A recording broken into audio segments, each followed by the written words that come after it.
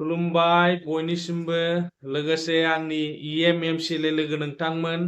ओमफ्राय आरो जायफोर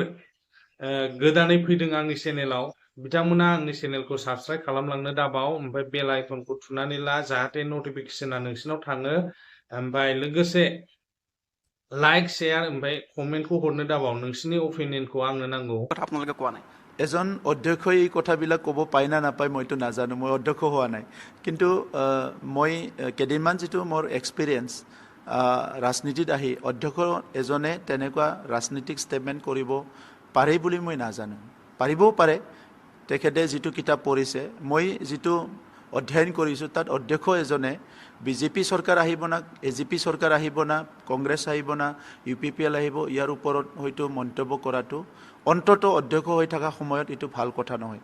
গতিকে অধ্যক্ষৰ যিটো কুৰ্চী যিটো মৰ্যাদা যিটো গৰিমা তেখেতসকলে 17 বছৰত কি কৰিছে আপুনি সুধি আহক মই 4 বছৰত আমি প্ৰায় মোৰ দেন 1700 স্কুলছ ঠিক কৰিলোঁ যিবিলাকত বৰষুণ পৰি আছিলে ক্লাছ কৰিব পৰা নাছিলে এগ্ৰিকালচাৰত আমি এণ্ট্ৰি যেতিয়া হৈছিলোঁ 1920 ফাইনেন্সিয়েল ইয়াৰত বড়োলেণ্ডত 1900 crore এগ্ৰিকালচাৰ ট্ৰেনজেকশ্যন চাওক ৰাইজৰ মাজলৈ যাবলৈ বহুত বেছি ইছ্যু লাগে বুলি নহয় অলৰেডি আমি ৰাইজৰ লগত আছোঁয়ে আৰু যোৱা 4টা বছৰত চৰকাৰ হিচাপে বিভিন্ন ৰাইজৰ স্বাধীনতাৰ পৰা সমাধান নোহোৱা ইছ্যুবিলাকৰ ওপৰত আমি কাম কৰিছোঁ আৰু যেহেতু বড়োলেণ্ডত দশকৰ পৰা দশক ধৰি হিংসা বিভিন্ন অস্থিৰতা জাতি জনগোষ্ঠীৰ মাজত যিটো অবিশ্বাস তেনেকুৱা এটা পৰিৱেশ আছিলে আমাৰ যেহেতু ময়ো দীঘলীয়া সময় সামাজিক কামতে আছিলোঁ আৰু দৈনন্দিন আমাৰ অঞ্চলত হৈ থকা পৰিৱেশবিলাক মই অৱগত আছিলোঁ সেইকাৰণে 4টা বছৰত এই সমস্যাবিলাক সমাধান কৰাৰ কাৰণে অকল বড়ো জনগোষ্ঠী নহয় বিভিন্ন জাতি জনগোষ্ঠীৰ মাজত মই নিজেও কাষ চাপিছোঁ কথা পাতিছোঁ আৰু সেইখিনি সময়ত সব কথাবিলাক আগত যিমান বুজি পাইছিলোঁ চৰকাৰত অহাৰ পিছত যেহেতু চৰকাৰী মানুহৰ লগত কথা পাতাৰ সবৰো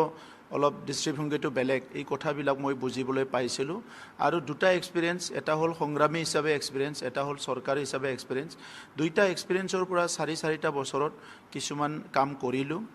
আৰু সকলো জাতি জনগোষ্ঠীৰ সমমৰ্যাদা সম উন্নয়ন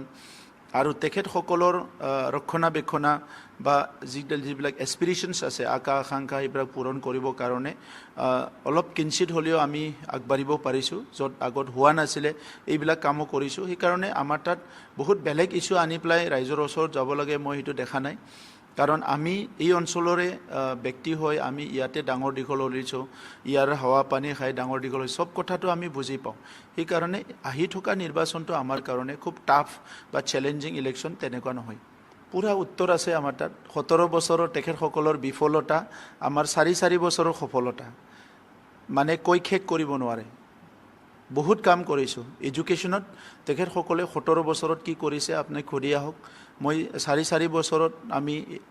প্ৰায় মোৰ দেন 1700 স্কুলছ ঠিক কৰিলোঁ যিবিলাকত বৰষুণ পৰি আছিলে ক্লাছ কৰিব পৰা নাছিলে এগ্ৰিকালচাৰত আমি এণ্ট্ৰি যেতিয়া হৈছিলোঁ 1920 ফাইনেন্সিয়েল ইয়াৰত বড়োলেণ্ডত 1900 crore এগ্ৰিকালচাৰ ট্ৰেনজেকশ্যন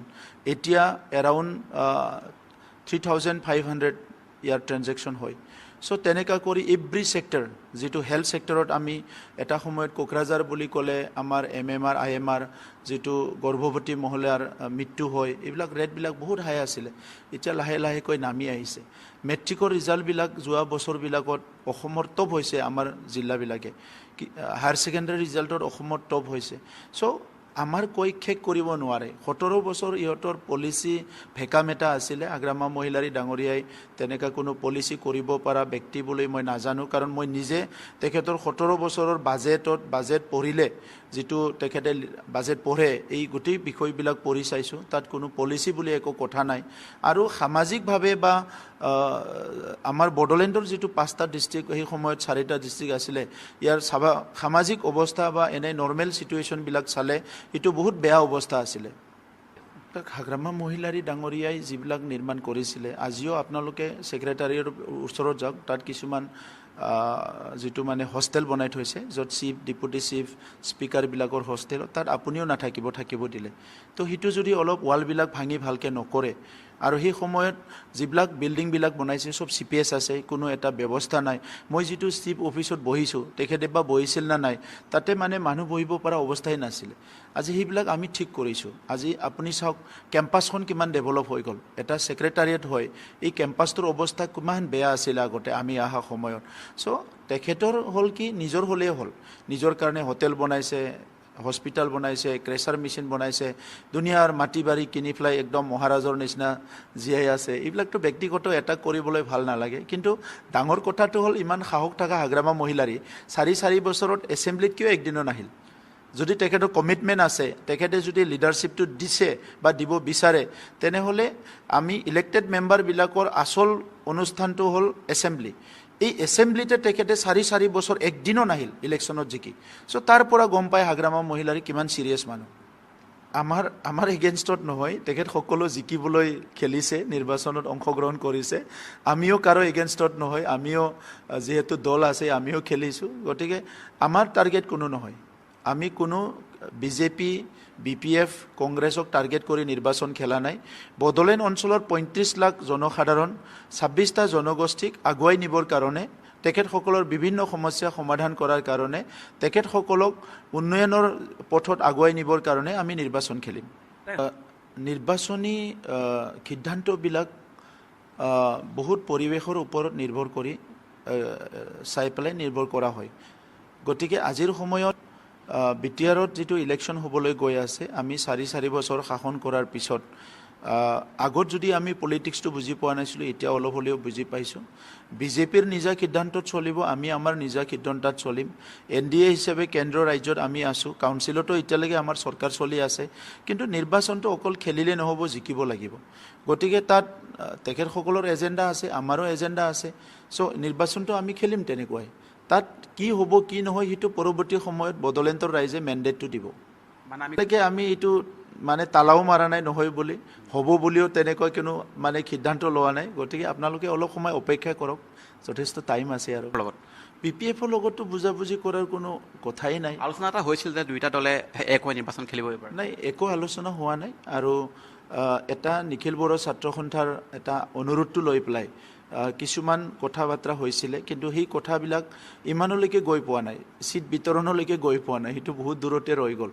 গতিকে আজি পলিটিক্স কৰিবলৈ নিজৰ আইডিঅলজি থাকিব লাগিব নিজৰ চিনচিয়াৰিটি থাকিব লাগিব কমিটমেণ্ট থাকিব লাগিব যিবিলাক হাগ্ৰামা মহিলাৰী ডাঙৰীয়াৰ নাই যি ব্যক্তিৰ কমিটমেণ্ট নাই যি ব্যক্তিৰ কোনো চিনচিয়াৰিটি নাই যি ব্যক্তিৰ কোনো মিছন ভিজন নাই সেই ব্যক্তিৰ লগত পলিটিক্সে নহওক যি কামেই কৰক তাততো বহুত বেছি কিবা লাভ হ'ব বুলি মই নাভাবোঁ অধ্যক্ষ ডাঙৰীয়াই কোনটো এছেম্বলিৰ কথা কৈছে মই নাজানো কাউন্সিল এছেম্বলি হিচাপে আমিতো যিমান লেভেলত আছে সিমানতে চলাই আছোঁ তেখেতে যদি এইটো ষ্টেট গভৰ্ণমেণ্টৰ এছেম্বলিৰ লগত কম্পেয়াৰ কৰিছে তেখেতে যদি সেইটো পাৰ্লিয়ামেণ্টৰ লগত কম্পেয়াৰ কৰিছে নিশ্চয় তাত সমস্যা আছে সমস্যা থাকিব কাৰণ এই কাউন্সিল এছেম্বলিখন এইটো ৰাজ্যৰ এছেম্বলি নহয় গতিকে আজি যদি তেখেতে কয় যে ইয়াত মানে আইন কানুনবিলাক পাছ হ'ব লাগে ষ্টেট গভৰ্ণমেণ্টতে আইন কানুন পাছ হোৱা নাই আগত 17 বছৰত মানে বিলবিলাক পাছ হোৱা নাছিলে বনাবৰ কাৰণে বিল পাছ হ'ব লাগে এতিয়া আমি কিছুমান প্ৰপ'জেল ষ্টেট গভৰ্ণমেণ্টৰ লগত কথা পাতি আছোঁ চ' এই কথাবিলাক ক'বলৈ বহুত সহজ কৰিবলৈ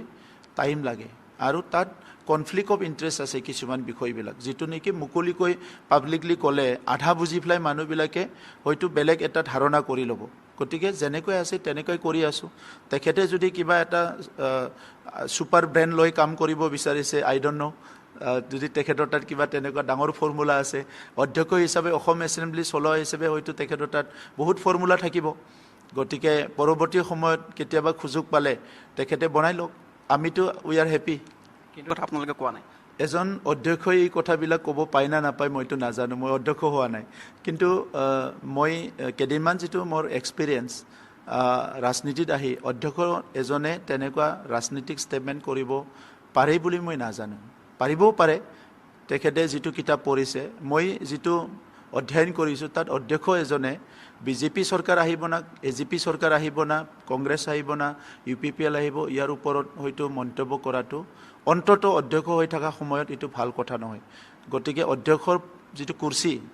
যিটো মৰ্যাদা যিটো গৰিমা